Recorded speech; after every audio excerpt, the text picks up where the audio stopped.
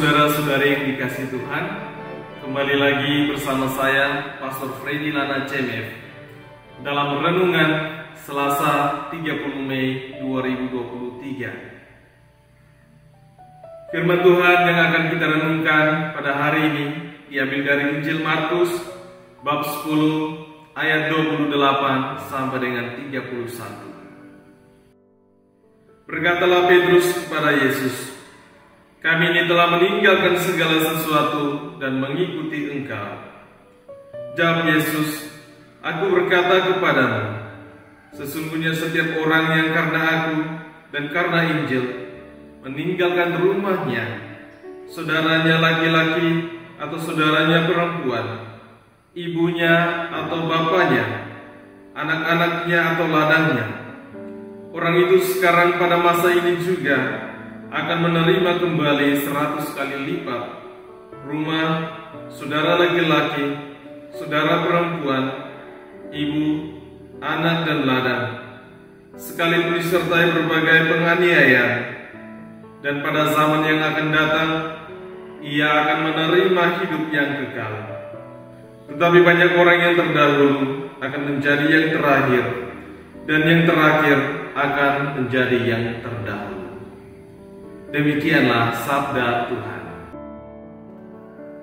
Saudara-saudari yang dikasihi Tuhan, firman Tuhan pada hari ini tentu sangat bermakna bagi kehidupan kita, terutama bagi orang-orang yang secara khusus mendedikasikan hidupnya bagi pelayanan kepada Tuhan.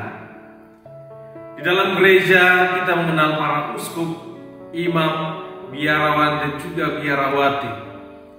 Selain itu juga ada para pelayan awam yang bekerja dalam pelayanan kepada Tuhan dan juga sesama, misalnya menjadi pengurus paroki, pengurus stasi, pengurus lingkungan, dan juga kegiatan-kegiatan sosial lainnya yang berada dalam naungan gereja.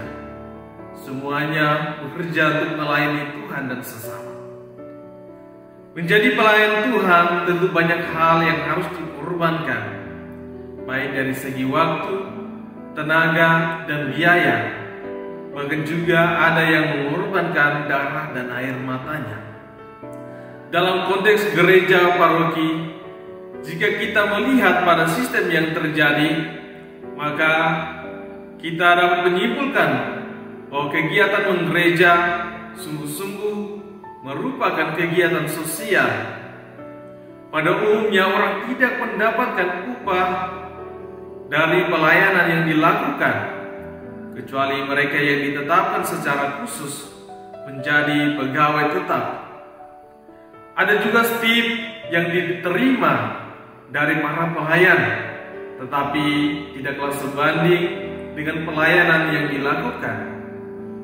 Pertanyaannya ialah, apa yang kita dapatkan dari semua pelayanan yang telah dilakukan? Saudara-saudari yang dikasihi Tuhan, pertanyaan ini adalah suatu pertanyaan yang sama yang disampaikan Petrus kepada Yesus tentang upah yang akan mereka dapatkan setelah mengikuti Yesus. Yesus dalam perikop ini tentu memahami dengan baik akan maksud dari pertanyaan Petrus yang mewakili para murid lainnya.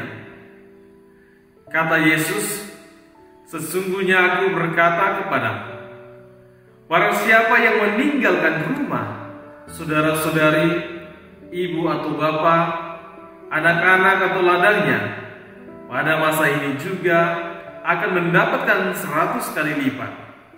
Saudara laki-laki, saudara perempuan, ibu, bapak, anak-anak, dan juga ladang. Sekalipun disertai dengan berbagai penganiayaan di masa mendatang, ia akan menerima hidup yang kekal." Saudara-saudari yang dikasihi Tuhan, apa yang Yesus katakan dapat kita simpulkan bahwa upah mengikuti Yesus tidak saja didapatkan saat kehidupan setelah kematian, tetapi juga upah mengikuti Yesus didapatkan pada saat orang masih hidup di dunia ini. Memang apa yang dikatakan Yesus ini tidak semua orang dapat memahami akan rahmat dari Tuhan Banyak orang yang masih menilai upah atau rahmat dari Tuhan ini dari segi materi saja. Namun rahmat Tuhan itu juga dapat berupa sukacita karena banyaknya saudara-saudari yang kita kenal. Kita menemukan orang tua, sosok bapak dan ibu, walaupun bukan orang tua kandung. Kita mendapatkan rumah sebagai tempat bernaung bersama. Terkadang juga kita mendapatkan ladang pekerjaan dari orang-orang yang kita kenal di dalam lingkungan gereja. Dan masih banyak rahmat-rahmat lain yang kita dapatkan. Dan yang paling besar dari semuanya itu adalah kerajaan surga. Pengalaman mendapatkan 100 kali lipat biasanya sangat dirasakan oleh orang-orang yang membaktikan dirinya secara khusus kepada Tuhan, baik sebagai uskup, imam, biarawan, dan juga biarawati. Saudara-saudari yang dikasihi Tuhan, Yesus juga mengingatkan kepada kita tentang bahaya akan harta kekayaan. Yesus bukan anti terhadap orang kaya, tetapi Yesus hanya mengingatkan kepada kita bahwa hati-hati dengan kekayaan. Jangan sampai kekayaan menggelapkan mata kita, sehingga kita jauh dari kerajaan surga yang merupakan harta yang sesungguhnya.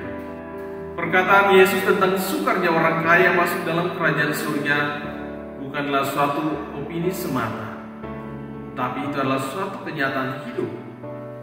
Tuhan tidak melarang kita untuk menjadi kaya secara duniawi, tetapi Tuhan ingin mengingatkan kepada kita untuk menggunakan kekayaan sebagai sarana penyalur berkat bagi banyak orang. Selain itu juga Tuhan ingin agar kita berjuang untuk mendapatkan harta surgawi. Dengan demikian, kita akan menjadi kaya di hadapan Tuhan dan juga di hadapan sesama. Saudara-saudari terkasih, semoga kita semangat melayani Tuhan agar kita memperoleh upah yang sejati, yakni kerajaan surga.